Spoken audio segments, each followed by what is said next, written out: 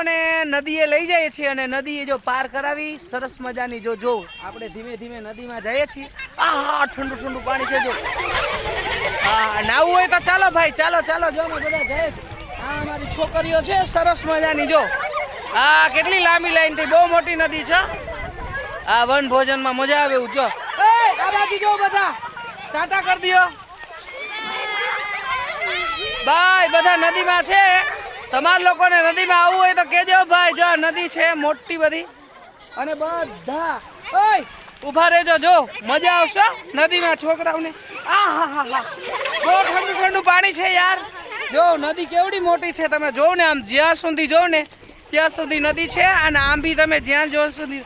ઓય ઊભા રહો બધા.